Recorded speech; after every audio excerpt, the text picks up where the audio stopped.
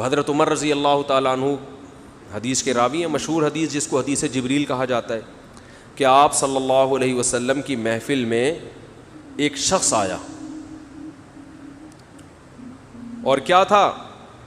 شدید بیاض الثیاب، انتہائی سفید کپڑے اس شخص نے پہنے ہوئے، شدید سواد الشعر، انتہائی سیاہ بال، لا یرا علیہ اثر السفر ولا یعرفہ منا احد۔ کتنی عجیب بات ہے، کہہ رہے ہیں ہم میں سے کوئی اسے جانتا بھی نہیں تھا، لیکن اس پہ سفر کے کوئی آثار تھے بھی نہیں۔ تو بہت عجیب سی بات ہے یا نہیں ہے کہ ایک بندے کے اتنے سفید کپڑے، جبکہ وہ اس محلے کا بھی، کیونکہ پہلے تو اونٹوں پہ پیدل آتے تھے نا، تو بھائی میلے کپڑے ہوتے ہیں، ہم کہتے ہیں پتہ نہیں کہیں سے کہاں سے آیا ہوگا، مصر سے آیا ہوگا، شام سے آیا ہوگا، کہیں سے آیا ہوگا۔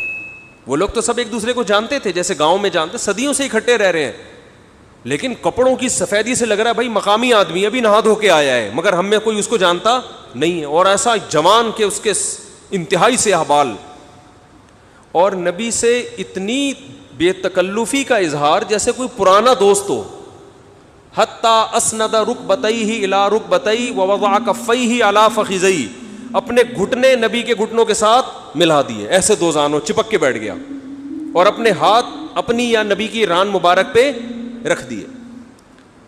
تو کتنا عجیب منظر ہے، لیکن حضرت عمر فرماتے ہیں ہم میں یہ گویا حدیث کا مفہوم ہے کہ ہم میں ہمت نہیں ہوئی کہ نبی سے پوچھے کہ یہ کون ہے۔ بھائی دیکھ رہے ہیں بس، جو بھی منظر ہے دیکھتے رہو، ہو کیا رہا ہے بھائی، نبی جب نہ اس کو ڈانٹ رہے ہیں نہ اسے کچھ کہہ رہے ہیں، ہوگا کچھ ہمیں نہیں پتا۔ اور پھر آگے کیا فرماتے ہیں کہ نبی سے سوال پوچھا، یا محمد اخبرنی عن الاسلام، آپ مجھے بتاؤ اسلام کیا ہے۔ تو آپ صلی اللہ علیہ وسلم نے بتانا شروع کیا، الاسلام ان تشہد ان لا الہ الا اللہ وان محمد رسول اللہ۔ سب صحابہ بیٹھے ہوئے ہیں، سب یہ منظر دیکھ رہے ہیں، مگر کسی کی ہمت نہیں ہے کہ وہ نبی کی مجلس میں پوچھ لیں۔ بھئی چپ کر کے دیکھتے رہو کیا ہو رہا ہے۔ ہم ہوتے 20 دفعہ ہم درمیان میں پہلے اس کو گریبان سے پکڑ کے باہر نکالتے ہیں، تو ہے کون، کس سے پوچھ کے آیا ہے، اور تو پہلے بتا، تو تیرے کپڑوں پہ نہ کوئی اثر ہے، جن تو نہیں ہے کہیں۔ بھائی دیکھ رہے ہیں کہ جب نبی کچھ نہیں کہہ رہے تو سب سے زیادہ اعتراض کس کو ہونا چاہیے تھا؟ نبی کو۔ تو نبی ہم سے زیادہ جانتے ہیں، تو جب وہ خاموش ہے تو ہم بھی کیا کریں؟ چپ کر کے بیٹھے رہے، آرام سے خاموشی سے بیٹھے رہے۔ اور پھر کتنا عجیب منظر کہ گھٹنے نبی کے گھٹنوں مبارک کے ساتھ ملا کے پوچھ رہے ہیں کہ اخبرنی عن الاسلام، آپ بتاؤ مجھے اسلام کیا ہے۔ تو آپ نے فرمایا اسلام یہ ہے کہ گواہی دو کہ اللہ کے سوا کوئی عبادت کے لائق نہیں، اور محمد صلی اللہ علیہ وسلم اللہ کے بندے اور رسول ہیں، وَتُقِيمَ الصَّلَاةَ وَتُؤْتِيَ الزَّكَاةَ وَتَصُومَ رَمَضَانَ وَتَحُجَّ الْبَيْتَ إِنِ اسْتَطَعْتَ إِلَيْهِ سَبِيلًا، رمضان زکوٰۃ دو، رمضان کے روز نماز قائم کرو، زکوٰۃ دو، رمضان کے روزے، اور استطاعت ہے تو حج کرو۔ فرماتے ہیں اس نے کہا صدقتا، اے محمد آپ نے سچ کہا۔ حضرت عمر کہتے ہیں ہمیں اور عجیب، فعجبنا یسألہ ویصدقہ، بھائی سوال بھی پوچھ رہا ہے اور خود ہی کہہ رہا ہے سچ کہا، کوئی یہ تو امتحان لینے کے لیے آیا ہے، اور امتحان کس کا ہو رہا ہے؟ معاذ اللہ پیغمبر صلی اللہ علیہ وسلم کا۔ بھائی جو سوال پوچھتا ہے وہ یہ تو نہیں کہتا کہ آپ نے جواب بالکل صحیح دیا ہے، اس کا مطلب آپ کو تو پہلے سے پتا تھا، تو پوچھ کیوں رہے ہم سے؟ لیکن کسی صحابی میں یہ ہمت نہیں ہو رہی کہ نبی کے محفل میں سوال پوچھیں کہ یا رسول اللہ جب یہ پوچھا کیوں اس نے، یہ تو معاذ اللہ آپ کا امتحان لینے آیا گویا۔ پھر اس نے پوچھا، جبریل، وہ بعد میں پتہ چلا وہ فرشتے جبریل علیہ السلام تھے، پھر پوچھا کہ مل ایمان کیا ہے، مل ایمان، تو انہوں نے آپ صلی اللہ علیہ وسلم نے فرمایا ایمان یہ اللہ پر، اس کی کتابوں پر، اس کے رسولوں پر، اس کے فرشتوں پر، آخرت کے دن پر، تقدیر پر ایمان لایا جائے۔ صدقتا، سچ کہا۔ پھر انہوں نے پوچھا کہ احسان کیا ہے، پھر آپ نے فرمایا ان تعبد اللہ کأنک تراہ فإن لم تکن تراہ فإنہ یراک، اللہ کی ایسے عبادت کرو جیسے تم دیکھ رہے ہو، کیونکہ وہ تو تمہیں دیکھ رہا ہے۔ صدقتا، اس نے کہا بالکل سچ کہا۔ کہا متی الساعہ، قیامت کب آئے گی؟ تو آپ صلی اللہ علیہ وسلم نے یہ نہیں فرمایا لا ادری، مجھے نہیں پتا، کیونکہ آپ کو معلوم تھا کہ جیسے مجھے نہیں پتا سامنے والے کو بھی نہیں پتا، سمجھ رہے ہو، یہ کسی کو بھی نہیں پتا۔ تو یہاں آپ نے جواب میں یہ نہیں کہا مجھے معلوم نہیں ہے، بلکہ آپ نے بتا دیا کہ جیسے تمہیں معلوم نہیں ہے، یہاں تم صدقہ نہیں کہہ سکتے، جیسے مجھے معلوم نہیں ہے تمہیں بھی، اس لیے آپ نے فرمایا مل مسئول عنہا بأعلم من السائل۔ عربی بڑی خاندانی زبان ہے، خدا کی قسم، عربی جو ہے نا بڑی پیاری زبان ہے, کسی کو صحیح آتی ہو تو عربی کی بلاغت کا عربی میں ہی مزہ ہے. مل مسئول عنہا بأعلم من السائل, جس سے پوچھا جا رہا ہے وہ پوچھنے والے سے زیادہ نہیں جانتا. جس سے پوچھا جا رہا ہے وہ پوچھنے والے سے زیادہ نہیں جانتا. قرآن کی بعض آیتیں ایسی وجد والی ہیں نا کہ مزہ آتا ہے ان کو پڑھنے میں. جو موسیٰ علیہ السلام کو اللہ نے کہا تھا نا قلنا لا تخف انک انت الاعلی, اس کا اردو میں ترجمہ نہیں بنتا. موسیٰ علیہ السلام کے سامنے جب جادوگر تھے نا تو جادوگروں نے ہزاروں لاٹھیاں پھینکی, سانپ بن کے حضرت موسیٰ کی طرف دوڑنے لگیں. قرآن کہہ رہے فأوجس فی نفسہ خیفۃ موسیٰ, موسیٰ نے دل میں کیا محسوس کیا؟ خوف. دیکھو قرآن کے الفاظ یہ نہیں ہے کہ موسیٰ گھبرانے لگے, کیونکہ اگر گھبرانے لگتے نا دشمن پہ روب ختم ہو جاتا, دشمن کہتا ہار گئے. قرآن دل کی کیفیت بیان کر رہے ہیں. موسیٰ نے گویا اپنے ظاہر پہ کنٹرول کیا ہوا تھا, سمجھ رہے, ظاہر پہ کیا کیا ہوا تھا حضرت موسیٰ علیہ السلام نے کنٹرول کے, مجھے بالکل گھبراہٹ نہیں ہے. لیکن قرآن دل کی کیفیت بیان کر رہا ہے, دل میں کیا تھا؟ خوف. یہ بلاغت ہے. فاوجس فی نفسہ, خاف موسیٰ نہیں ہے, موسیٰ خوفزدہ ہو گئے. اس لیے کہ ہم کہتے ہیں نا فلاں خوفزدہ ہو گیا, تو اس سے یہ متبادر ہوتا ہے کہ یعنی دیکھنے میں ایسا لگ رہا تھا کیا ہو گیا, اس خوف کے آثار دل سے کہاں آئے؟ جسم پہ. حضرت موسیٰ نے اپنے اوپر کنٹرول کیا کہ یہ اتنا بڑا مقابلہ ہو رہا ہے اسلام اور کفر کا, ایمان اور کفر کا, کہ اگر میں گھبرانے لگا نا ان کے سامنے تو یہ ان سے ان کا مرال کیا ہو جائے گا؟ بلند. تو قرآن کہہ رہا ہے اوپر سے تو بڑے کانفیڈنس کے ساتھ, لیکن دل کی کیفیت کون جانتا ہے؟ اللہ. فاوجس فی نفسہ, قرآن کہہ رہا ہے دل کے اندر موسیٰ کو خوف محسوس ہوا. قلنا, ہم نے کہا, ہم نے کیا کہا؟ دل کے اندر وحی کی اللہ نے بھی. دل گھبرا رہا ہے تو دل میں وحی کی, لا تخف, اے موسیٰ خوف مت کر, انک انت الاعلی, آج کے دن تو ہی غالب ہوگا. یہ نہیں کہا انک الاعلی, نا نا نا نا نا, انک الاعلی نہیں کہ تو غالب ہوگا. انکا, دیکھو انکا کا معنی بھی وہی ہے جو انکا انتا ہے, کا مطلب بھی تو, انتا کا معنی بھی تو. تو جب ایک دفعہ کا کہہ دیا تو دوبارہ انتا کہنے کی کیا ضرورت ہے بھائی؟ ابے چھوڑو یار, رہنے دو, تم لوگ کو بہت مشکل ہے بات سمجھانا. جو مجھے مزہ آ رہا ہے نا اس آیت میں وہ آپ سوچ بھی نہیں سکتے. قرآن یہ نہیں کہہ رہا انک الاعلی کہ تو کیا ہو جائے گا, تو ہی برتر ہوگا, تو ہی غالب ہوگا. انکا انتا, یہ تاکید کے لیے, اے موسیٰ تو, صرف تو, ٹھیک ہے نا, اکیلا. الاعلی, اور اعلی بھی نہیں ہے, اصولی طور پر خبر پر الف لام داخل نہیں ہوتا. گرامر کے لحاظ سے اصولی طور پر انکا انتا اعلی ہونا چاہیے, یا انکا, سوری انتا نہیں, انکا اعلی. مبتدا معرفہ ہوتا ہے, خبر کیا ہوتی ہے؟ نکرہ. سمجھتے نہیں ہو بات کو, جب پڑھو گے نہیں رات کو تو سمجھو گے نہیں بات کو.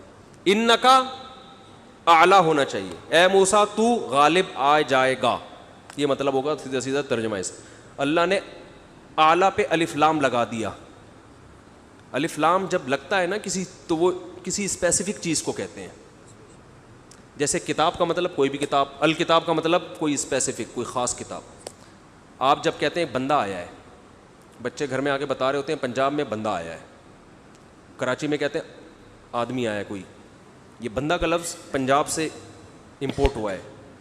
کراچی میں لوگ کہتے تھے کوئی انسان آیا ہے, کوئی آدمی آیا ہے, تو پنجاب میں کیا کہتے ہیں اس کو؟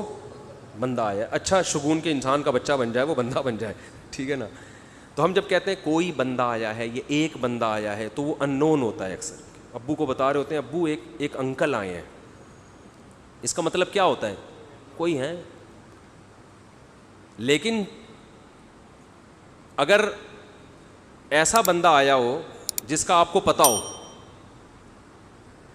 یعنی پہلے آ چکا ہو اور آپ اس کے انتظار کر رہے ہو, وہ اسپیسیفک وہ بندہ آ چکا ہو, تو عربی میں کہیں گے البندہ. بندہ عربی کا لفظ نہیں, لیکن میں سمجھانے کے لیے, جاء رجل یو سڑے راغلے, یو سڑے کہیں گے نا, یو سڑے راغلے, موقع دے کے بھاگ لے.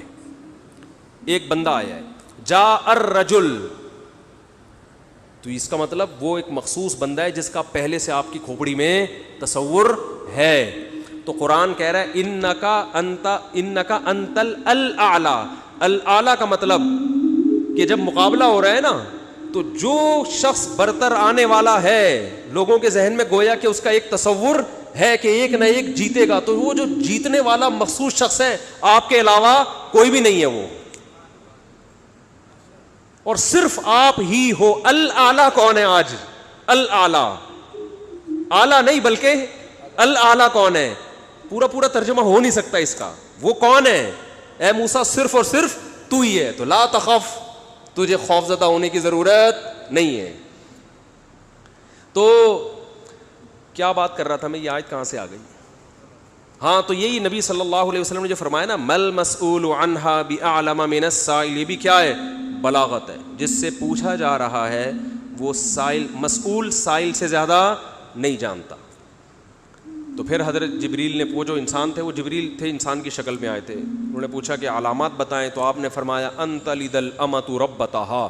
اس حدیث پہ جو ادب والی بات ہے وہ میں بھی گچی پکڑ کے رکھنا بھول نہ جاؤں, لیکن اس حدیث میں بات آ گئی ہے. تو ایک دلچسپ بات کیا ہے, آپ نے قیامت کی پہلی علامت بتائی کہ باندی اپنے آقا کو جنے گی. یعنی لونڈی اور غلام سے جو بچہ پیدا ہوگا وہ ماں کا بیٹا کم اور ماں کا باپ بولو زیادہ, ماں کا مولا اور ماں کا آقا زیادہ ہوگا. غلام کی مثال نہیں دی کیونکہ غلام مرد ہوتا ہے نا, اس پہ تصرف تھوڑا سا پھر بھی کم ہوتا ہے, یعنی وہ آپ کی ملکیت میں ہوتا ہے لیکن اس پہ کنٹرول کم ہوتا ہے کیونکہ آدمی ہے. جب عورت آپ کی ملکیت میں ہوتی ہے لونڈی, اس پہ وہ تو کمزور ہے نا, اس پہ کیا ہوتا ہے آپ کا تصرف زیادہ. تو جو مکمل غلام اور باندی تھی وہ جب جنے گی جس نسل کو, تو ہونا تو یہ چاہیے تھا کہ جس نے جنا ہے اس کا مقام اونچا, لیکن جس کو جنے گی نا وہی اس پہ کیا کرے گا. یعنی ماں کا تو ایسا حق ہے نا, ماں کو تو ساری دنیا جانتی ہے نا کہ ماں نے کیسے گود میں پالا, کیسے جنا, اور لوگ ماں کے تانے دیتے ہیں نا. حضرت موسیٰ علیہ الصلاۃ والسلام نے جب حضرت ہارون کی داڑھی پکڑ کے کھینچی ہے نا, جب حضرت موسیٰ علیہ السلام کوہ طور پہ گئے تورات لینے, پیچھے بنی اسرائیل نے بچھڑے کی عبادت شروع کر دی. ہارون علیہ السلام کو نگران بنا کے گئے تھے کہ ذرا ان کی حفاظت کرنا, بڑے نالائق لوگ ہیں, دائیں بائیں نہ ہو جائیں. تو جب واپس آئے تو دیکھا کہ وہ کیا کر رہے ہیں, بچھڑے کی عبادت. تو حضرت موسیٰ کو سب سے پہلے غصہ کس پر آیا؟ حضرت ہارون پر. اپنے بھائی کی داڑھی پکڑ کے کھینچی کہ ما منعک اذ رأیتہم ضلوا, یہ گمراہ ہو رہے تھے, آپ نے روکا کیوں نہیں؟ تو حضرت ہارون نے کیا کہا, باپ کا واسطہ نہیں دیا بلکہ ماں کا. لا یبن امہ, اے میری اماں کے بیٹے, اے میری ماں کے بیٹے, کیونکہ یہ رشتہ فوراً سمجھ میں آتا ہے. ماں کا واسطہ کیونکہ محبت کی علامت ہے نا. ابا جو ہے نا وہ تربیت کے لیے اللہ نے بنایا, وہ محبت واپس زیادہ ابا سے امیدیں نہیں لگایا کریں. ابا کی ایک الگ ویلیو ہے, محبت بہت زیادہ کرتے ہیں ابا, لیکن وہ جتلاتے نہیں ہیں. وہ کہہ رہے ہیں تمیز سے زیادہ لاڈ پیار دکھاؤ گے نا ابا, یہ ہو گیا تمیز سے بیٹھ وہاں جا کے آرام سے, ٹھیک ہے نا, جو بات ہے ادب تمیز. ماؤں کو زیادہ ادب تمیز نہیں, ماؤں کو لاڈ چاہیے ہوتے ہیں. تو اس لیے ابا محبت تو بہت کرتے ہیں لیکن وہ آسانی سے سمجھ میں نہیں آتی کیونکہ تعظیم اس پہ غالب ہوتی ہے. اماں کی محبت 2 منٹ میں سمجھ میں آ جاتی ہے. تو جب بھی واسطہ دیا جاتا ہے کس کا؟ اماں کا. تو حضرت ہارون بھی واسطہ کس کا دے رہے ہیں کہ بھائی ایک ہی ماں کے ہم دونوں اولاد ہیں, آپ اتنی سختی تو نہ کریں نا, ماں کا واسطہ دے رہا ہوں آپ کو, یبن امہ, اے میری اماں کے بیٹے. تو ماں جو اتنا قریبی رشتہ ہے, جس کی محبت سب کو سمجھ میں آتی ہے, اس کو غلام بنا لینا تو یہ کھوپڑی میں آنے والی بات نہیں ہے. لیکن حدیث میں کیا آتا ہے, قرب قیامت میں بیٹا کیا ہوگا, ماں پہ حکومت کرے گا, بیٹا ماں پہ حکومت کرے گا. تو ہونا تو یہ چاہیے تھا کہ جو جنے, وہ جس کو آپ جن رہے ہیں وہ گویا ایک قسم کی لونڈی غلام ہو, ماتحت ہو, لیکن الٹا حساب ہو رہا ہوگا. تو یہ بھی پتہ چل رہا ہے کہ ادب مارکیٹ سے کیا ہونا شروع ہو جائے گا, شارٹ. مطلب حدیث کا یہی ہے کہ چھوٹے جو ہے نا وہ بڑوں کی جگہ ہو جائیں گے اور بڑے, اور یہ خدا کی قسم آج اپنی آنکھوں سے میں دیکھ رہا ہوں, زیادہ تر لبرل لوگوں کے گھروں میں دیکھ رہا ہوں, دیندار گھروں میں کم. باپ اور ماں اپنے بچوں کو اسکولوں میں 15-20 ہزار روپے فیسیں دے کر بدتمیز بنا رہے ہیں باقاعدہ پیسوں کے ذریعے. یعنی اسکولوں میں پڑھا رہے ہیں ماڈرن اسکول ہیں اور بہت ہی ماڈرن قسم کے اسکول جن میں مذہب نہیں ہے.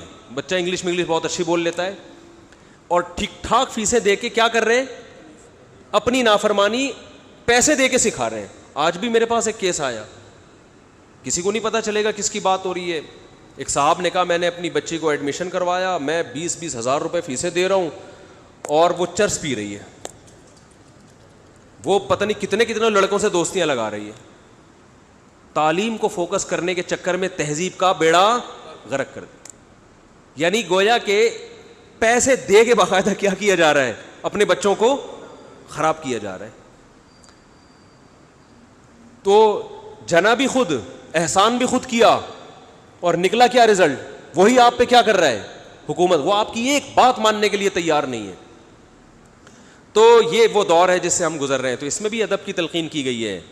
جب کچھ اس طرح کے لوگ آتے ہیں نا میرے پاس, کہ باپ بیٹا بیٹھا ہوا ہوتا ہے اور باپ اپنے بیٹے کی شکایتیں کر رہا ہوتا ہے بڑے دھیمے لہجے میں کہ بچے کو غصہ نہ آ جائے, اور بیٹا جواب دے رہا ہوتا ہے بڑی اونچی آواز میں. یہ میں نے بہت دیکھ لیا ہے, بہت دیکھ لیا اپنی زندگی میں.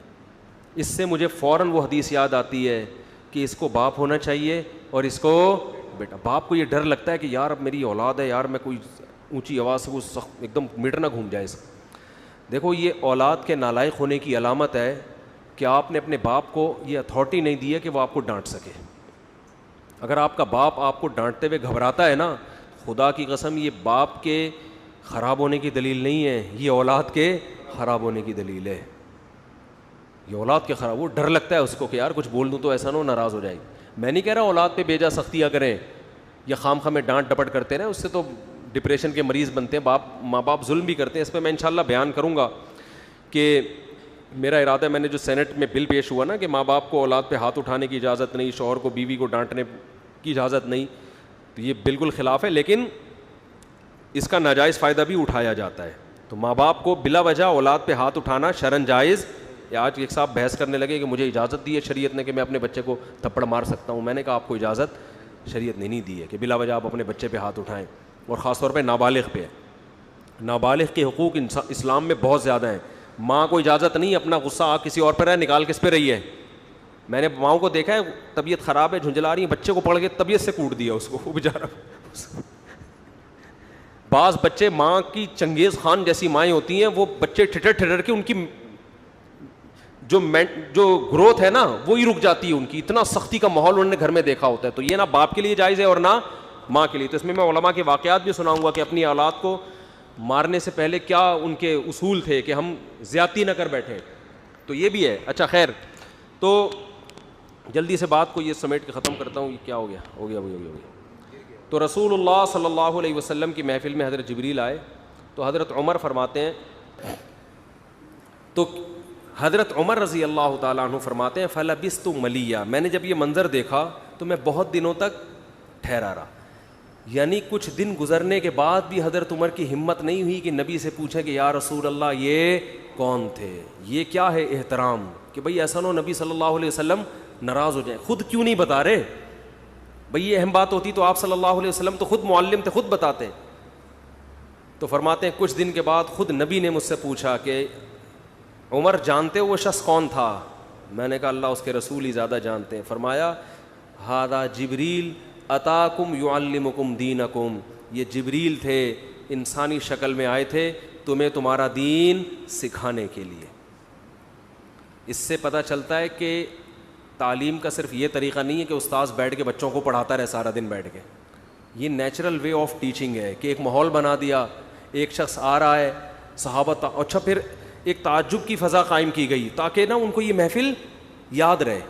اگر ایسا ہی ہوتا وہ نارمل ڈریس, سفر والے ڈریس میں آتے تو یہ تو نارمل مجلس ہے بھائی, کوئی مسافر آیا ہے. ایسا ایک مخمصے میں ڈالا گیا کیونکہ جب کوئی ایسی عجیب سی محفل ہوتی ہے نا تو دماغوں میں بیٹھ جاتی ہے, اس کا ایک ایک منظر یاد رہتا ہے.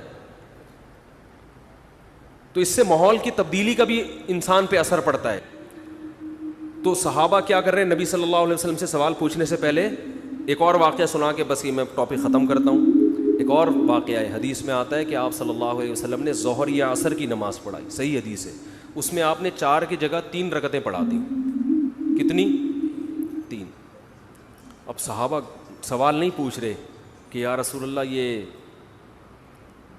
آپ سے غلطی سے ایسا ہوا ہے، کیا ہوا ہے، خوف زدہ. حضرت ابو بکر اور عمر بالکل پیچھے بیٹھے ہوئے ہیں. حدیث میں آتا ہے فہابا ان یتکلماہ، آپ گھبرائے کہ آپ اس بارے میں نبی سے سوال پوچھیں. کیوں؟ ہو سکتا ہے نبی کو اس بات میں غضب آ جائے کہ بھائی جب میں نے 3 پڑھائی ہیں تو میرے 4 پڑھنے سے جب چاہ کہ ہاں تمہاری یہ نیکی لکھی جا رہی ہے تو حلال کی طرف آؤ اور کسی کی مت سنو. سمجھتے ہو؟ بائک پہ گاڑی پہ پہلے سے موسٹ وانٹیڈ لکھ کے لگا دو، کسی کی مت سنو. اس میں ٹینشنیں آئیں گی، برداشت کرو اللہ کے لیے. سمجھتے ہو؟ میں اپنی ٹینشنوں کے قصے سنانا شروع کر دوں آپ پاگل ہو جاؤ گے. آپ کہتے ہو صاحب بڑے ہنسی خوشی، اللہ کا شکر ہے ہنسی خوشی زندگی گزری ہے لیکن بہت ٹف لائف گزاری ہے میں نے، جو اگر میں آپ کو سناؤں تو آپ بولو یار یہ ہو کیا گیا. لیکن یہ کہ بس ایک دفعہ فیصلہ کر لو یار ہے بس. جو لٹکا ہوا ہوتا ہے نا کم وقت بیچ کا آدمی، کرنے جا رہا ہے پھر ڈر گیا پھر واپس آ رہا ہے پھر کرنے جا رہا ہے، یہ اپنی بیوی کو بھی ٹینشن دیتا ہے اور گھر میں بھی ٹینشن کا ماحول، اور کرنا کرانا اس نے کچھ، اور یہ کرے گا تو مرے گا بھی، یا تو پہلی کو لٹکا دے گا یا دوسری کو لٹکا دے گا. تو ایسے بزدلوں کا کام نہیں ہے. سمجھ رہے ہو؟ پوچھ رہے ہوتے ہیں کر لوں جا کے بیگم کر. آج ایک آدمی نے کہا کہ میں دیکھ رہا ہوں، میں ابھی گھر بیوی کے سامنے دوسری شادی کی بات کروں گا، دیکھتا ہوں ریئیکشن کیسا ہو رہا ہے، اگر برداشت ہو گیا تو کر لوں گا، اگر نہیں ہوا تو. میں نے کہا بھائی تو نہیں کر.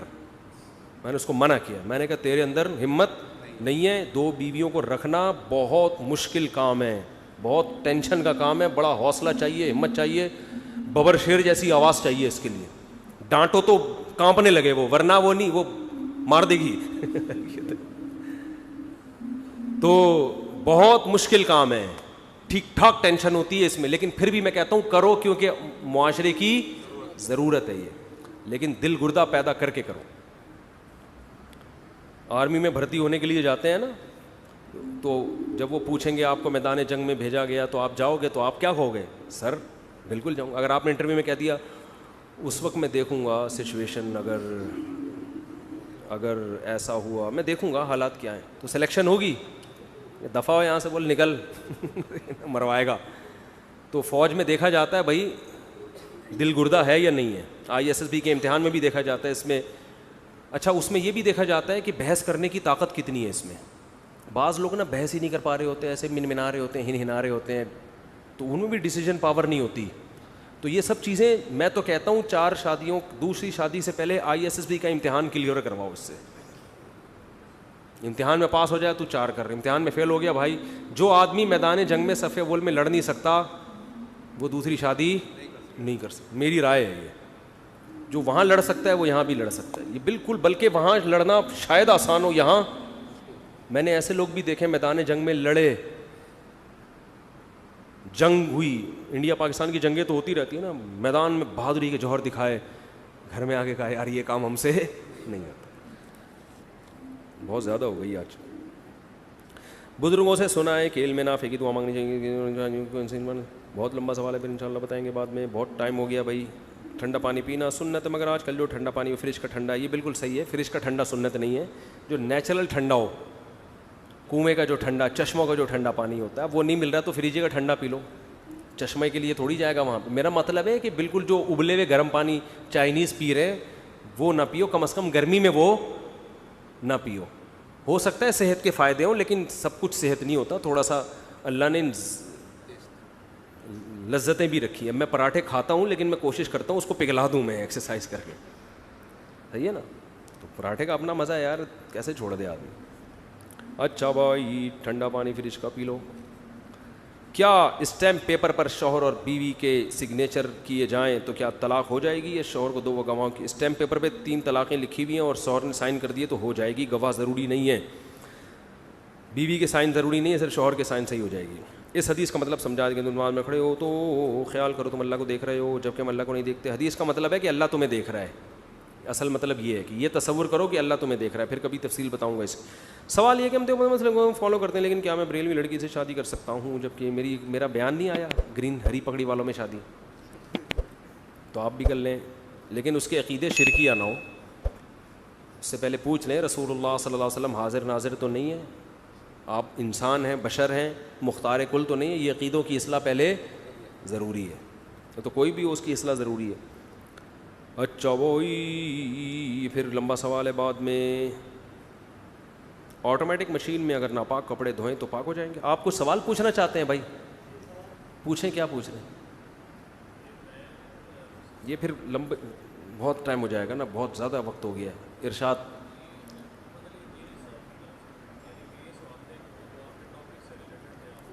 جی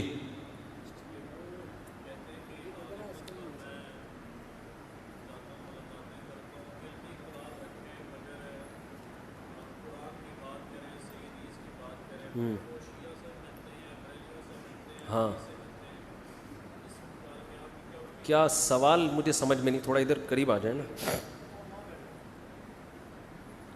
آواز آپ کی نہیں آ رہی، صرف تصویر آ رہی ہے.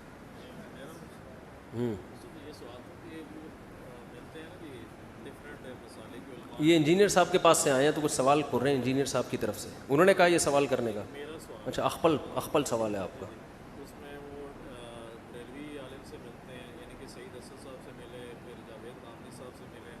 جی، انجینئر صاحب غامدی صاحب سے ملے، بریلوی صاحب سے ملے، اور ان سے بھی ملے، جواد نقوی صاحب سے. جی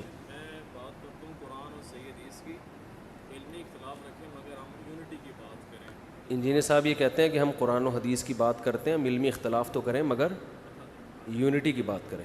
جی آگے. اس پر میں کیا کہوں؟ تبصرہ. ماشاء اللہ. وہ کہہ رہے ہیں، میں یہ کہہ رہے ہیں ان کی طرف سے، پتہ نہیں ان کی طرف سے اپنی طرف سے کہہ رہے ہیں، اپنی طرف سے کہہ رہے ہیں. یعنی ان کا کہنا یہ ہے کہ وہ تو یونٹی کی بات کرتے ہیں، اتحاد کی بات کرتے ہیں. اچھا، یعنی میں سب سے ملتا ہوں، بریلوی علماء سے بھی، شیعہ سے بھی، سب سے ملتا ہوں. تو ملنے پر گورنمنٹ کی طرف سے کوئی پابندی نہیں ہے، مل لیں آپ. یعنی وہ کہتے ہیں میں اتحاد امت کی بات کرتا ہوں. اچھا لطیفہ سنایا آپ نے، ماشاء اللہ، بہت لطیفہ، بہت اچھا. اتحاد، جتنی باتیں اب تک ہو رہی ہیں وہ ساری کیا ہو رہی ہیں؟ یعنی بزرگوں کی کتابوں سے کیڑے نکال کے امت میں کیا کرنا. ٹھیک ہے نا. مفتی تقی عثمانی صاحب نے بھی کہا ہے کہ احمد رضا بریلوی کا، حضرت حکیم الامہ نے مولانا احمد رضا بریلوی کا بڑا احترام کیا، تو فوراً کیڑا نکال دیا کہ کوئی احترام نہیں کیا. تو اتحاد کی بات تو یہ تھی کہ چلو پہلے نہیں کیا، چلو اب تو شروع کر دیا نا. اتحاد کی بات تو یہ ہوتی ہے نا کہ چلو پہلے اس کو مفند کا، جو مرضی کا، مگر چلو الحمدللہ، چلو ہم مان لیتے ہیں.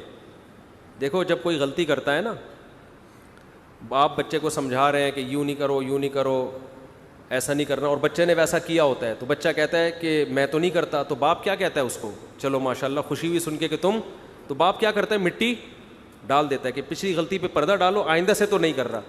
لیکن اگر باپ کی طبیعت میں شرارت ہوگی تو وہ طنز کرنا شروع کر دے گا کہ نہیں تم نے تو کیا ہے، نہیں تم نے تو کیا ہے. تو یہاں سے بچے کے دل میں کیا پیدا ہوگا؟ بغاوت کے جذبات پیدا ہوں گے. تو ان سے کہیں کہ آپ اگر امت میں اتحاد چاہتے ہیں تو اپنا طریقہ تھوڑا سا چینج کر لیں. آپ علماء کی کتابوں سے مثبت چیزیں نکالا کریں، ٹھیک ہے نا، اور جو منفی چیزیں ہیں اس پہ علمی انداز سے رد کر دیا کریں کہ یہ ان سے غلطی ہوئی ہے.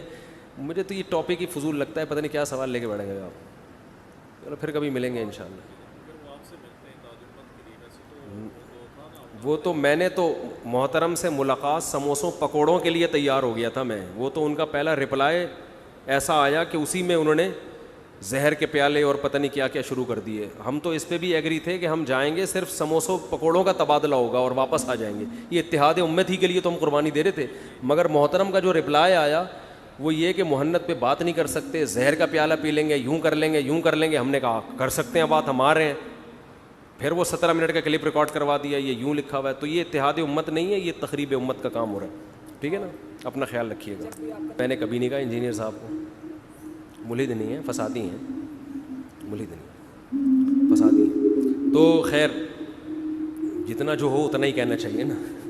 اور یہ جو محترم بار بار کہتے ہیں نا میں سب کو مسلمان مانتا ہوں، سب کو مسلم، اتنے تکلف کی ضرورت کیا ہے؟ جب آپ نے ان کو سب کو شرکی عقیدوں والا کہہ دیا تو مسلمان ماننے کے تکلف کی کیا ضرورت ہے؟ آپ سیدھے سے بولو بھائی کافر ہیں. جو قبر پرست ہے وہ مسلمان ہوتا ہے بھائی؟ جو قبروں سے مدد کا قائل ہو وہ کہاں سے مسلمان ہو گیا؟